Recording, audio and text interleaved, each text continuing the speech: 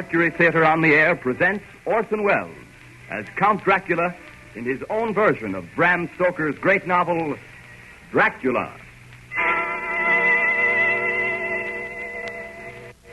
Ladies and gentlemen, my name is Arthur Seward.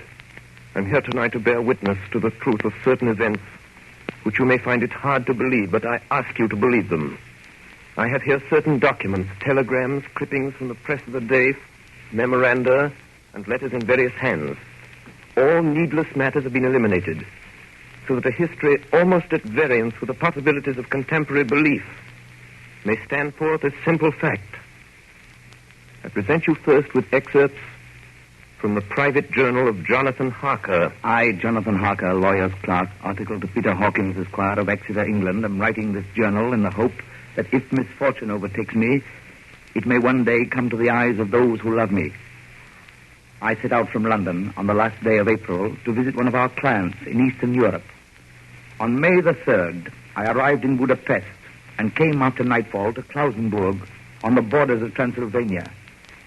At Bistritz, there was a letter of welcome for me from our client, informing me that his carriage would await me at the Borgo Pass. It was signed Dracula.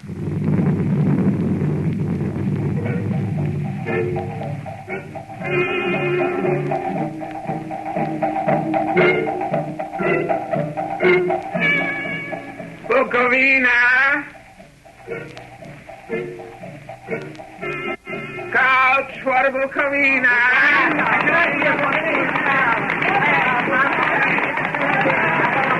The road was rough, but still we seemed to fly over it with feverish haste.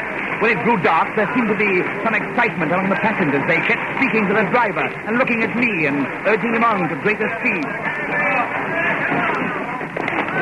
The crazy coach rocked on its great leather strings. The mountains seemed to come nearer to us on either side. Houseman! Houseman! What is it? Where are we? You're nearing your destination, young Herr. This is the Borgo Pass.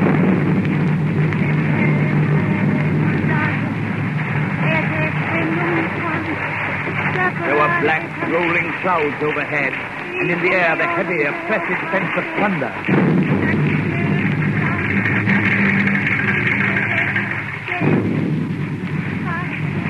Now, we were through the pass. The young Herr is not expected after all.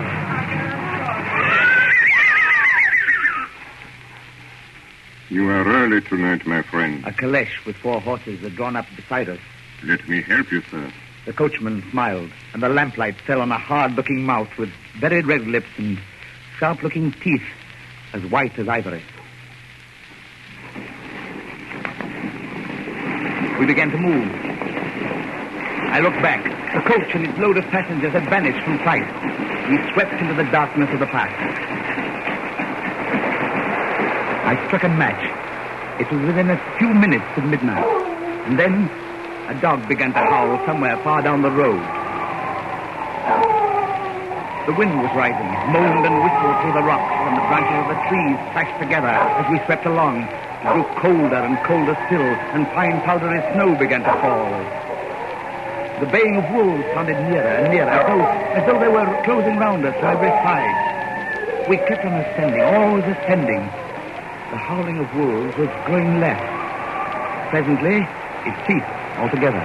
And just then, the moon broke through the black clouds, and by its light I saw round us a ring of wolves running alongside the carriage, in silence, with white teeth and lolling red tongues, with long sinewy limbs and shaggy hair. Welcome to my house. I must have fallen asleep. The carriage had pulled up in the courtyard of a vast ruined castle. The coachman was nowhere to be seen. Welcome to my house. Come freely, go safely, and leave something of the happiness you bring. Count Dracula? I am Dracula. His face was strong, very strong, aquiline. The mouth, so far as I could see under the heavy mustache, was fixed and rather cruel-looking, with peculiarly sharp white teeth. You're human, Mr. Harker. The wolves? The children of the night, as you say, Mr. Harker. The wolves. Listen. Come now. There are many things you must tell me tomorrow. Of England and of the estate there you have purchased for me. Why, yes. The estate is called Carfax, I believe. Yes, that is so. But now I will detain you no longer. You will find your room in readiness. And I advise you not to leave it during the night.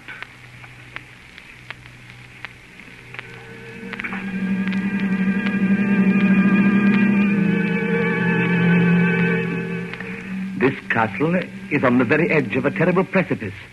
A stone falling from the window would fall 1,000 feet without touching anything. I explored. There are doors everywhere, and all of them locked. The door to the great hall, the door to the courtyard, every door in the castle is closed, bolted against me. The castle of Dracula is a prison, and I am a prisoner.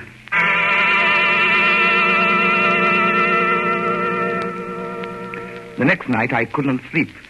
So after a few hours, I got up and, lighting my candle, I placed my shaving mirror on the dressing table and was just beginning to shave. You seem restless, Mr. Harker. I hadn't seen him, although the reflection of the glass covered the whole room behind me. I turned to the glass again.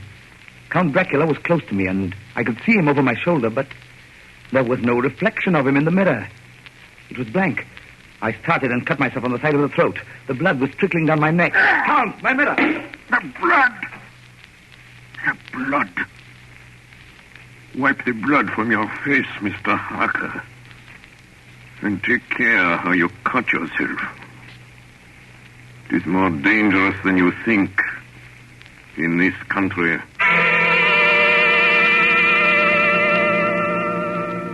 When I awoke, I found most of my things were gone. My passport, my notes, my letter of credit. I could find no trace of them anywhere. And my door is locked from the outside. June 20th. There is work of some kind going on in the castle. Now and then I hear the faraway muffled sound of mattock and spade.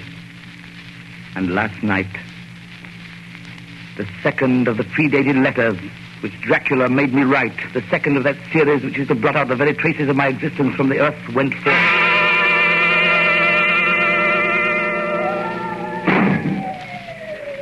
Count Dracula. Yes, my young friend. Well, what of me? When am I free? When can I leave this place? Free? Mr. Harker, you're always free. You want to leave? Would you like to leave tonight? Yes, in God's name. My dear young friend, not an hour shall you wait in my house against your will. Come, follow me.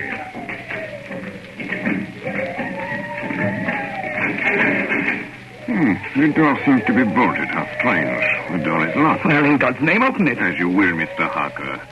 You English have a proverb which is very close to my heart. Welcome the coming, speed the parting guest. Good night, Mr. Harker. Shut the door! Shut the door! I tell you, shut the door! Shut! The door is shut, Mr. Harker. I take it you will remain.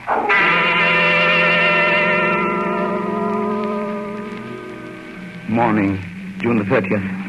These may be the last words I ever write in this diary. Oh, God preserve my sanity. I have never seen Count Dracula by day.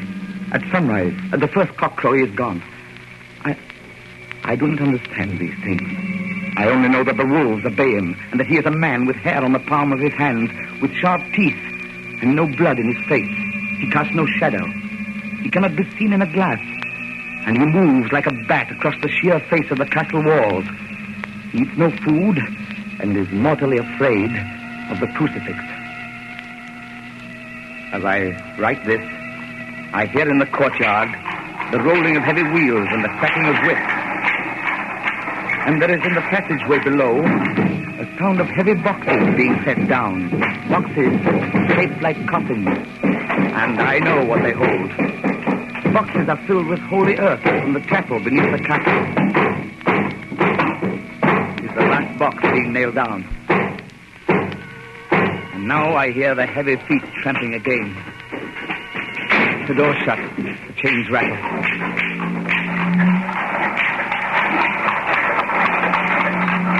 In the courtyard and down the rocky way, the roll of heavy wheels. The track is whipped. Help! Help! Help! The wagons have gone. I'm alone in the castle. I'm alone in the castle. I'm alone in the castle. I'm alone. I'm alone. I'm alone. Ladies and gentlemen, this is Dr. Seward. Mr. Harker's journal terminates at this point. I now present in evidence a clipping dated August 8th of that year from the Yorkshire Telegraph from our correspondent in Whitby. One of the greatest and suddenest storms on record was experienced here today. The weather has been somewhat sultry, but Saturday evening was fine. The band was playing. The piers were crowded with holidaymakers. The wind fell away entirely during the evening, and there was a dead calm. There were but few lights at sea. The only sail noticeable was a foreign schooner under full canvas, which was seemingly going westward. A little after midnight came a strange sound from over the sea, and high overhead the air began to carry a strange, faint, hollow booming. Then, without warning, the tempest broke. And there, with all sails set, was the foreign schooner rushing with terrific speed toward the shore. A searchlight was turned on her. And there, lashed to the helm, was a corpse, with drooping head which swayed horribly to and fro at each motion of the ship. A moment later, she crashed. And then a strange thing was seen. At the very instant she touched, a huge dog sprang up on deck from below and, running forward, jumped from the bow onto the sand and, making straight up the east cliff toward the graveyard, vanished into the night. The Coast Guard, going aboard at dawn, found the dead man fastened to a spoke of the wheel. Tightly clutched in one hand was a crucifix. The man must have been dead for quite 2 days. In the pocket of the dead man's coat was found a bottle, carefully corked, containing a roll of paper. This proved to be an addendum to the ship's log. There was found on board only a small amount of cargo, and that of a most unusual nature. Apparently the ship carried nothing but earth, common earth, packed away in wooden boxes, shaped much like coffins.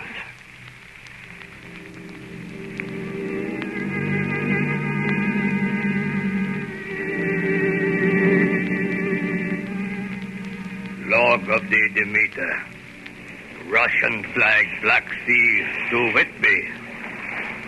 July 6th. Finished taking in cargo, a queer cargo, boxes of earth. At noon, set sail, east wind, fresh. Crew, 4 hands, 2 mates, cook, and myself, captain. July 11th. Entered Bosporus. At dark, passed through Dardanelles. Mate reported in morning that one of crew, Valjoden, was missing. Took larboard watch 8 bells last night. He was relieved by Chilidian, who came to his bunk. Something aboard this ship. No. Don't laugh, Captain. In the rain last night. Oh? A tall, thin man go up companionway and along the deck forward and disappeared. When I go to the bow, no one. And the hatchways all closed. July 22nd. Rough weather last 3 days. All hands busy with sails. No time be frightened. Past Gibraltar and out through Straits. All well. July 24th. Last night, another hand was lost. Disappeared. Like Chilidian. Leave off watch midnight. Then we never see him again. What's double watch now? I don't take watch alone no more. Double watch. Double watch. July 29th. Had single watch tonight as crew too tired to double. When morning comes... Hey! Hey, below! Barricade! Barricade! He's barricade below! Barricade gone! Barricade's gone like the others! Like all the others. The mate and I have agreed to go armed henceforth, July 30th. Last night, we are nearing England. Weather fine. All sails set. Captain! Captain! The men are watching the stairs are missing! Both missing! Now, only self and mate and 1 hand left to work ship. August 3rd. 2 days of fog and not a sail sighted. At midnight, I went to relieve the man at wheel, and when I got to it, found no one there. It's here! I know it now. I saw it. Like a man tall and thin and ghastly pale. It was in the bows looking out. I gave it the knife, and my knife went through it. What? Empty as air. What is it? What are you talking about? It's here, and I'll find it. It's in the hold, in one of those boxes of earth. I'll unscrew them one by one and see. And see. He is mad. Stark raving mad. It's no use my trying to stop him. He can't hurt those big boxes. They are invoiced as common earth. He's there. Down in the hold. I know the secret now. The sea will save me from him. That's all that's left. That's all that's left. August 4th. I am all alone on my ship. And still the fog. I dared not go below.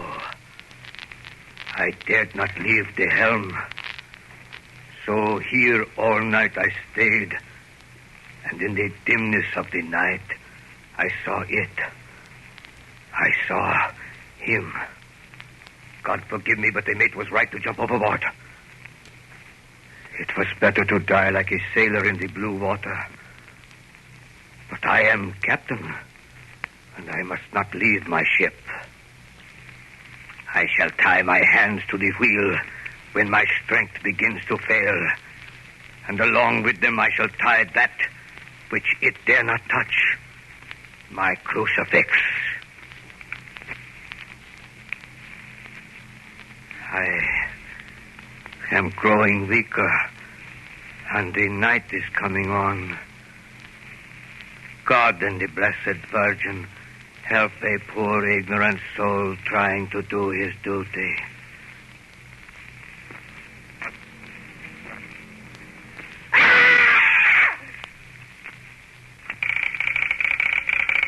Telegram. Keyword posted to Van Helsing, Amsterdam.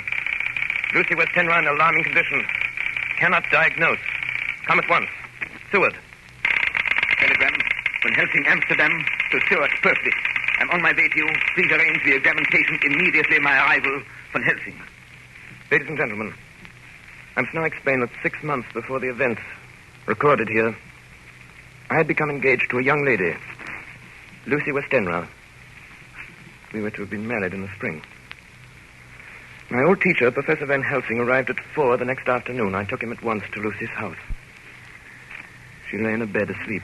She was ghastly, chalkily pale. The red seemed to have gone even from her lips and gums, and the bones of her face stood out. Young miss is bad. Very bad. She must have blood or she will die. Yet she is not anemic. The qualitative analysis of her blood gives quite normal condition. It is strange. I do not like to think how strange. Look! My God, her throat, look! The black velvet band that she always wore had dragged up a little and showed a red mark on her throat. Just over the external jugular vein were 2 punctures, not large, but not wholesome looking. The edges were white and worn looking. Well, what is it, Professor? What's wrong with her? Speak frankly. You can tell me the worst. I wish I could, Stuart. I wish I could.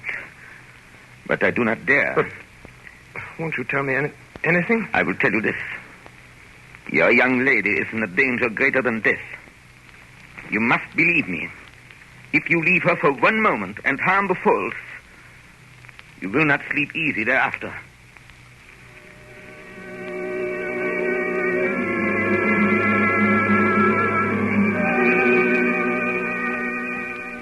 September 8th. I sat up all night with Lucy. Arthur, I'm afraid. My dear, you can sleep tonight. I'm here watching you. Nothing can happen. And I promise if any sign of bad dreams, if I see anything, I'll wake you at once. You will? Will you really? Then I'll sleep. I sat all night by her bedside. And she did not wake once during the night, although a boughs or a bat or something flapped almost angrily against the window panes. September 11th. Still quoting from my private journals. It was this time that I received a message from Purfleet. It read 10:20 p.m. St. John's Hospital, serious complications, case 891, your immediate presence, London, imperative. I had no choice. Sometime later, a paper was found among Lucy Westenra's belongings. I write this and leave it to be seen so that no one may by any chance get into trouble through me. I went to bed as usual, taking care that the window was closed, as Dr. Van Helsing had directed. About 2 a.m, I awakened. I went to the door, called out, "Arthur! Arthur!" There was no answer. Something's broken the window. I'm in a room, alone. I dare not go out. The house seems empty. The air is full of specks, floating, circling in the draught from the window. And the light burns blue and dim. What am I to do? Something very sweet and very bitter all around me. Nothing sinking into deep water. And there's singing in my ears. You shall be flesh of my flesh, blood of my blood. September 12th. Late. Only resolution and habit can let me make an entry tonight. We found her sprawled on the floor. There was a draft in the room from the broken window. Her throat was bare, showing the 2 wounds, looking horribly white and mangled. We are too late, my friend. We have failed. God's will be done. She's dying. Yes. She's dying. Stay beside her. It will make much difference, mark me, whether she dies conscious or in her sleep.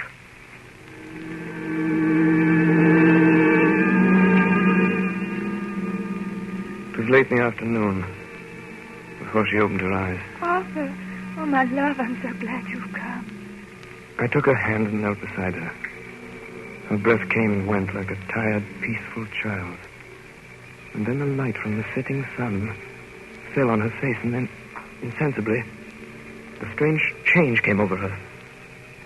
Her eyes grew suddenly dull and hard. Her breathing was heavy. The mouth opened, and the pale gums drawn back made the teeth look large and sharp. Arthur, oh, my love, I'm so glad you've come. Kiss me. Bend down and kiss me. Not for your life. Not for your living soul and hers. Lucy! She's dead. Poor girl. There's peace for her at last. The end. Not so. It is only the beginning. Wait and see.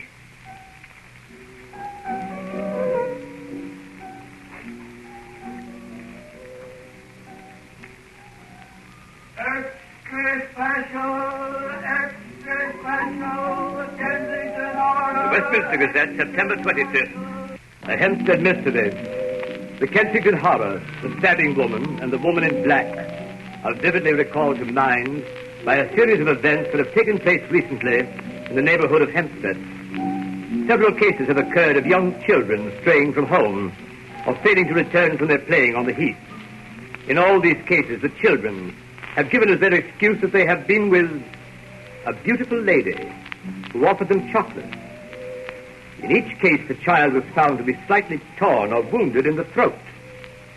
The wound seemed such as might be made by a rat or a small dog.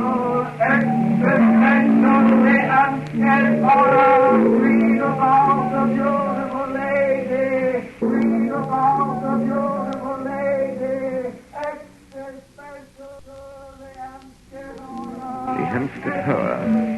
Another child injured by the beautiful lady.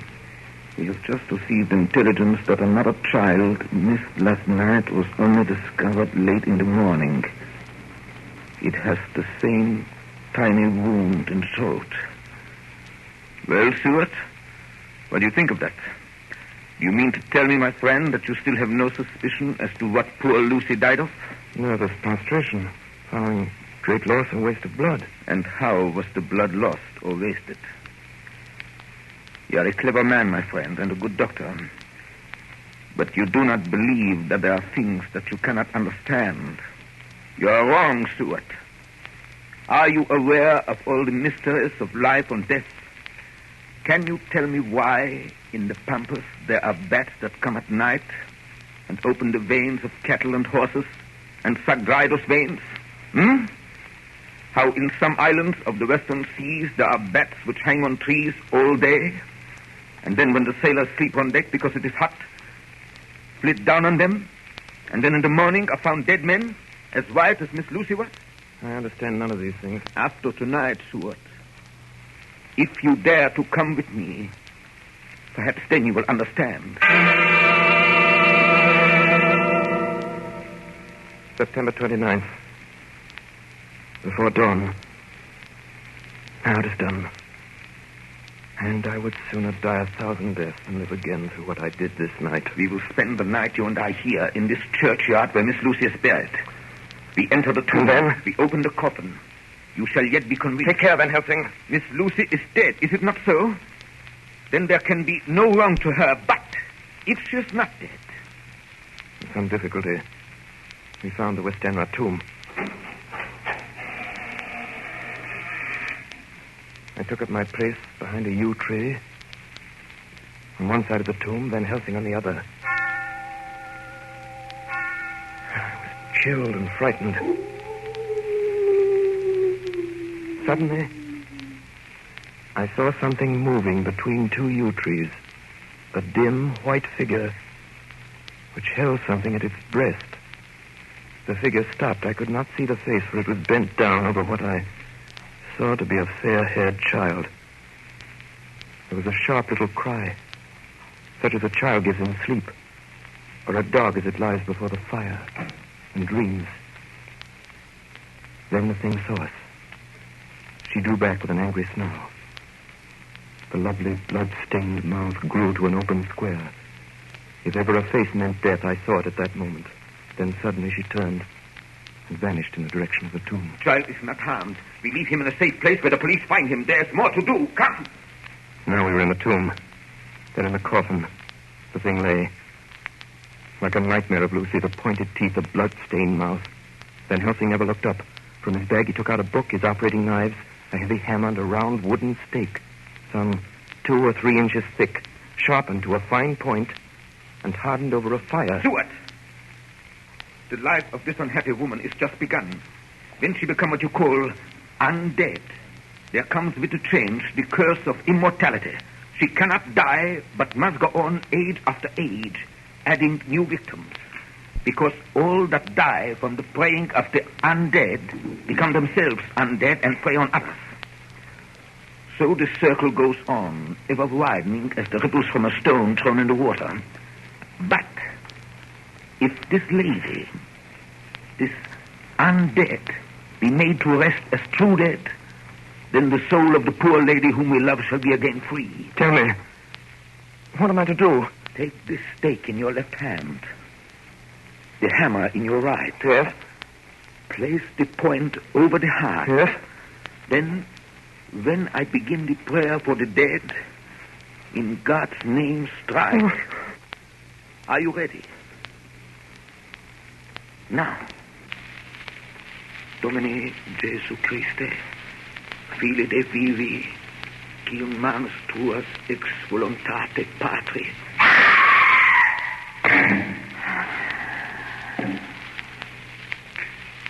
On the morning of July 11th, a man was found on the border of Transylvania.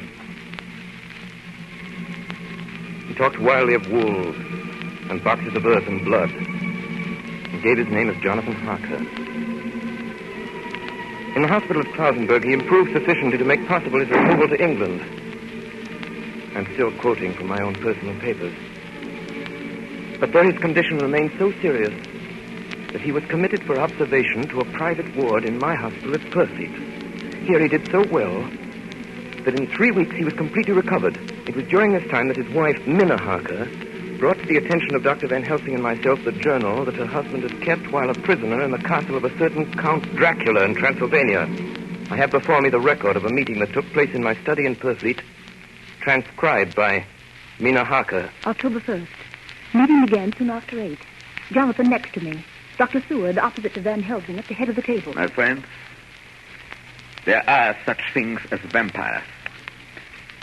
Had I known at first what now I know, one so precious life had been spared to many of us who love her.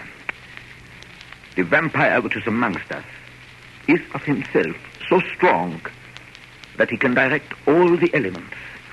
The storm, the fog, the thunder. He can command all the meaner things, the moth and bat, the owl and the fox and the wolf. How, then, are we to begin our strike to destroy him? How shall we find his place? And having found it, how can we destroy? My friends, it is a terrible task that we undertake. To fail here is not mere life or death. If we fail, we become as him. Foul things of the night, as him. What do you say? I answer for myself. Count me in. I'm with you. The professor laid a small golden crucifix on the table. We took hands, and our solemn pact was made. My friends, we too are not without strength. The vampire flourishes on the blood of the living. Without this, he cannot live. He throws no shadow. He makes no reflection in a mirror. He can transform himself to a wolf, to a bat. He can come on moonlight rays as elemental dust. He can see in the dark. He can do all these things. Yet he is not free. His power ceases at the coming of the day. Then, until night, he must remain in the shape in which he finds himself, and except in his coffin home, in those earth boxes, he cannot rest. When we can confine him in his coffin, then, my friends, if we obey what we know, we will destroy him. At that moment, something slapped wildly against the window. Then, Did you hit it? I don't know. we looked out of the window. Against the black sky, we could see nothing. Data in our possession. From the Count's castle in Transylvania to Whitby came 50 boxes of earth. All of these, to our certain knowledge, were delivered at Carfax. Recently, 12 of these boxes have been removed. First step, ascertain whether all the rest remain in the deserted house next door or whether any more have been removed. We must trace each of these boxes and sterilize the earth with holy water so that he can no longer seek safety in it. And we must hurry. The events of the next few days are described in Jonathan Harker's journal. October 2nd, 5 a.m. Just returned from the empty house. Left Mina here at home. Well, we've done our work at Carfax. The place was filthy. The air stagnant and foul and alive with rats. We counted the boxes. Only 38 of them. And over each one, the professor went through his same mysterious work. It was dawn when we got back. I found Mina asleep. She looks paler than usual. October 2nd. Soon after they left, I fell asleep. I remember hearing the sudden barking of the dogs. And then there was silence. I got up and looked out of the window. There was a thin streak of white mist moving across the grass along the wall of the house. It dawned on me that the air in the room was heavy and dank and cold. The gaslight came only like a tiny red spark through the fog. I could see through my eyelids. The mist grew thicker and thicker. Then, as I looked, the spark divided and seemed to shine on me through the fog like two red eyes. You shall be flesh of my flesh, blood of my blood, blood of my blood.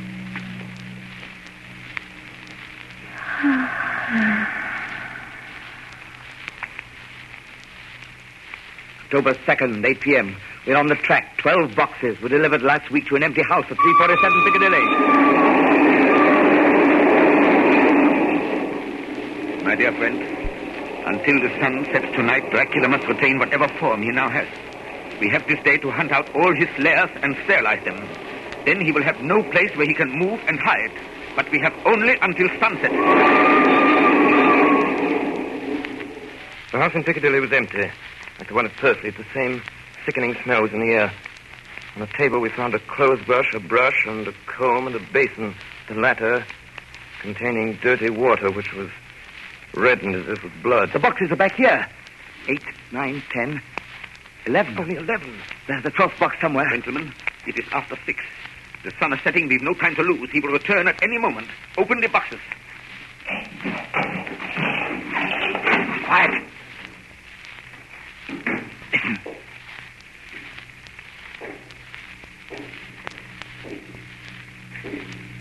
Be ready.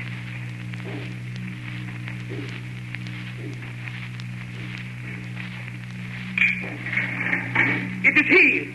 The window!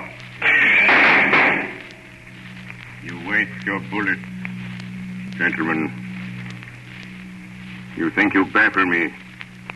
You with your pale faces all in a row like sheep in a butcher's. You think you have left me without a place to rest. But I have more. And time is on my side. The one you love is mine already. I have known her. Already my mark is on her throat. Flesh of my flesh. Blood of my blood. She is with me always. Over land or sea. October 4th morning. Another meeting in the study of Turkey. We must find that last remaining box, gentlemen. We must find it. As long as that earth exists impure, as long as there remains one place of refuge for Dracula, there is no safety and no peace for any soul in England. And for the undead, never peace so long as he lives. Blood of my blood. Blood of my blood. Mina! How do you know that? Quiet. With me always, over land and sea. Mina, darling, how did you know that Dracula said those... I don't know. The word just came. Strange. There are times when somehow I feel that I'm with him. At sunset? Yes. Just at sunset. And again at sunrise. Dr. Van Helsing, if I could... If at that time, you... Have you the courage? Courage for what? What do you mean? Dr. Van Helsing here will question her. I will question her, yes. In a state of hypnosis. The one you love is already mine, he said. She is with me always, over land or sea. Ah, Count Dracula. Perhaps she will betray you if she is really with you, this one we love. Who knows? If she is really with you over land or sea. Blood of my blood. Mina. Yes. Answer me, Mina. Are you with him? Yes. I am with him. Where are you? I do not know. It is all dark. What do you hear? The lapping of water. I can hear it on the outside. Then you are on a ship. Yes. What else do you hear? There is the creaking of an anchor What are you chain. doing? Still. Oh, so still. It is like death.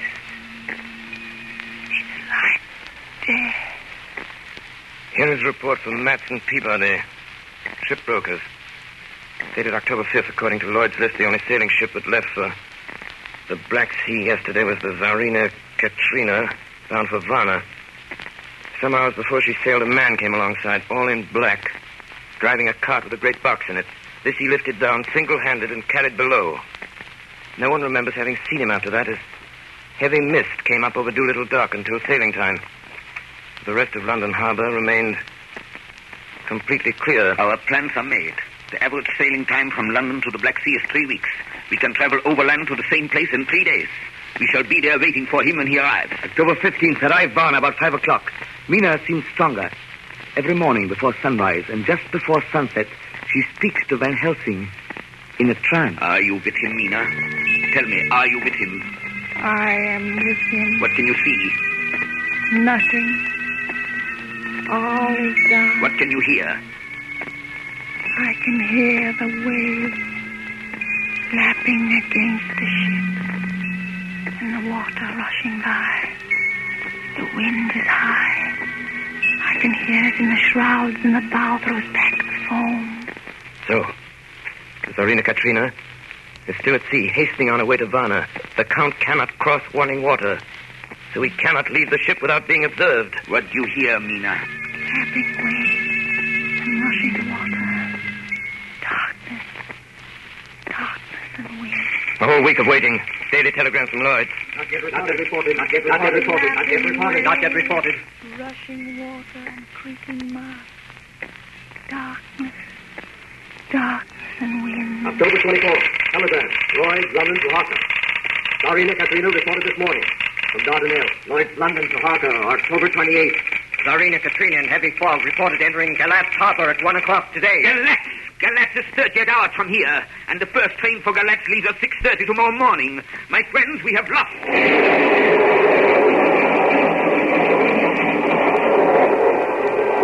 I am with him. I can see nothing. Nothing. I can hear men's voices calling and the roar and creak of oars in the water.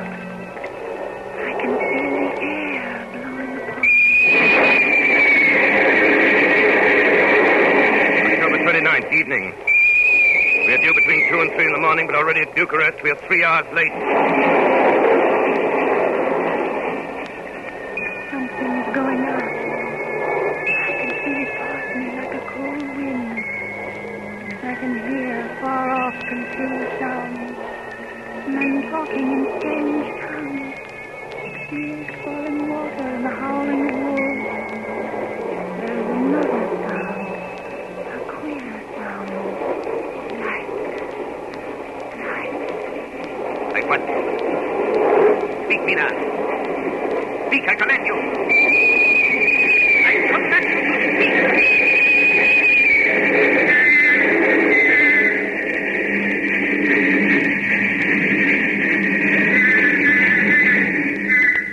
Arrived in Galatz. Saw Captain Tsarina Katrina. A man come aboard with an order an hour before sunup to receive a box for a party by the name of Dracula. That is peppers, all right. Emmanuel Hildesheim, his name was. Mr. Hildesheim? Yes. You unloaded the box yesterday. I gave it to Kyloff by order. Kyloff. Mr. Kyloff? My lord, this morning they find him dead inside the churchyard of St. Peter. They find him dead with his throat torn open. October 30th evening. There are 2 ways in which Dracula can get back to his own place. By land or by water. We've examined the map and find the most likely river is the Ceres. You and I, Seaward, will charter a steam launch and follow him up the river. Van Helsing and Mina will take the train to Veresti, and from there they will From there we shall go in the track where Harker went, from Bistritz over to Borgo. If you have not caught him before, we shall be awaiting Dracula there.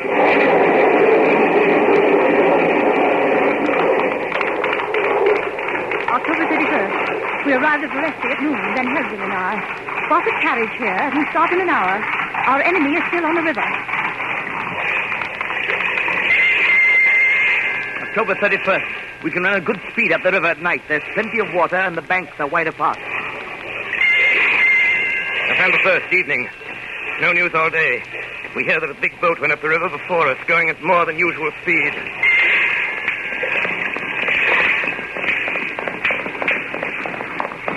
November 4th. All day driving. The country gets wilder as we go. By morning, we shall reach the Borgo Pass.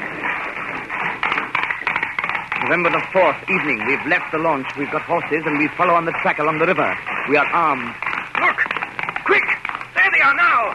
Heading west! With the dawn, we could see the Slovaks some miles before us, dashing along the river with their wagon. On it is the great box.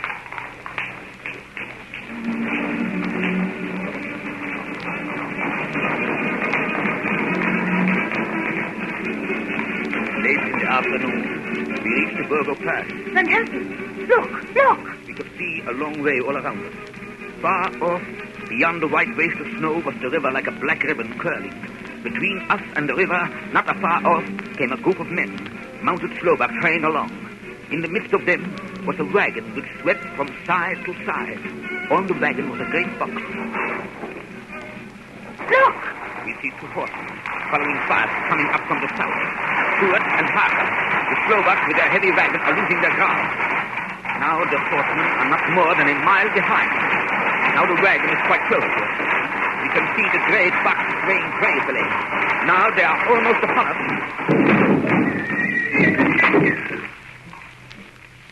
Now has happened a strange thing. The wagon smashed into a great rock bed in the snow, lost its front wheels, and turned over on its side, jammed against the stone. The horses tore loose from their traces and bolted, and the Slovaks scatter and vanish after them. Then silence. Silence like comes after ringing a bell. Look, his face. It is Dracula, sprawled out stiff and twisted in the smear of his own holy earth. The box, in falling, has emptied the dirt onto the snow. His face is old-looking. The skin is like paper. Dr. Seward, there's no time. Look at the sun. Sunset. In 1 minute there's darkness and he is forever lost to us. Have you the stake of wood and the hammer? Yes. Now, Seward, pray for us. Kneel down and pray. Harker, the stake of wood over his heart. Be not afraid, Harker. Do not look into his eyes. The hammer. Now, Harker, strike. Strike! Flesh of my flesh. Guilt of my guilt. Death of my death. Speak and be manifest in the instant of your master's peril. Elements of darkness, rain, evil wind, mist, and mold, and tempest. Strike! The others couldn't. But somehow I can hear him speaking behind his eyes. Claw, wing, tooth, scale, tissue of flesh, death of my death, dead and undead. The hand of the living is over your master. Console him, my children. This instant is no longer than the space between two heartbeats. But the night is not here, and I am lonely. Come to your master, my children. Beguile him now in the instant of his peril. Beguile him with the sound of your names. Claw, wing, tooth, scale, tissue of flesh. Strike, Harker, strike! There is one very dear to me who has not answered. My love, Mina. There is less than a minute between me and the night. You must speak for me. You must speak with my heart. Give them to me! Jonathan, give them to me! The stake of wood and the hammer! I shall never forget that moment. The look on poor Mina's face as she stood there, the angry scar standing out on her throat, her eyes like living coals in the last red of the sunset. She had torn the stake and the hammer out of my hands with the strength of an animal. Mina, do you know what you've done, woman? You know what you've done to us? You've released him. The evil is free. Look! The sun! As we looked down at Dracula, the eyes saw the sinking sun, and the hate in them turned to triumph. Flesh of my flesh. Come to me, my love. Come into the night and the darkness. You have served me well, my love. My bride, my...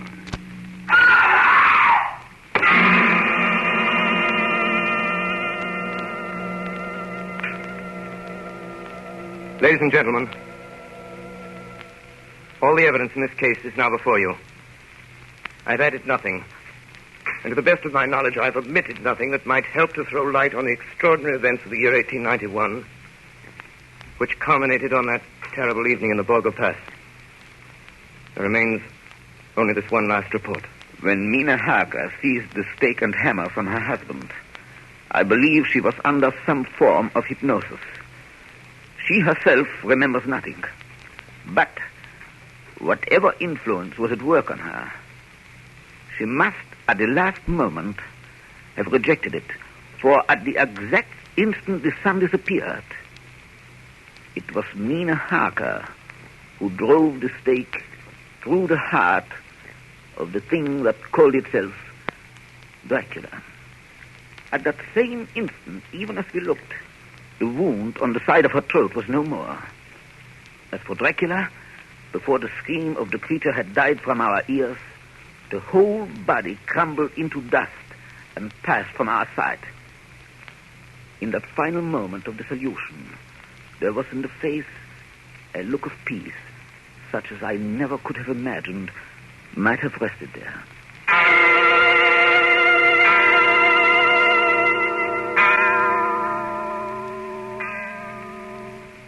Tonight's production of Dracula by Orson Welles and the Mercury Theatre was the first of 9 CBS broadcasts in which this brilliant group will bring to life a series of great narratives, all presented in the immediacy of the first-person singular. In presenting them each Monday evening at this time during the summer season, the Columbia Network is bringing a complete theatrical producing company to the air for the first time.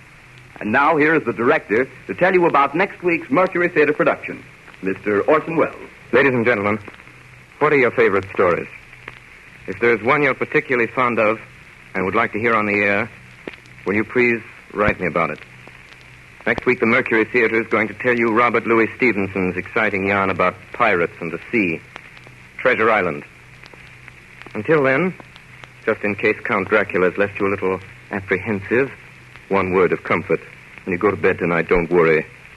Put out the lights and go to sleep. It's all right. You can rest peacefully. That's just a sound effect. There.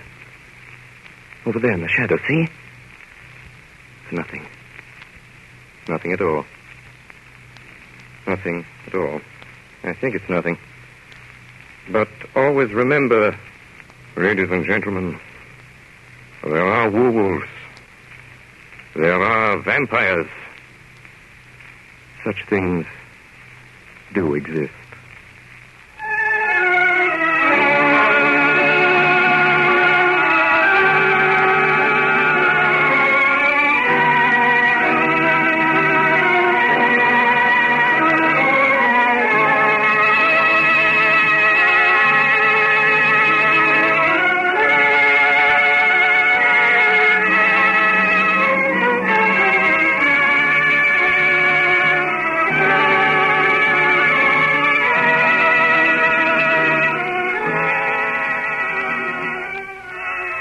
This is the Columbia Broadcasting System.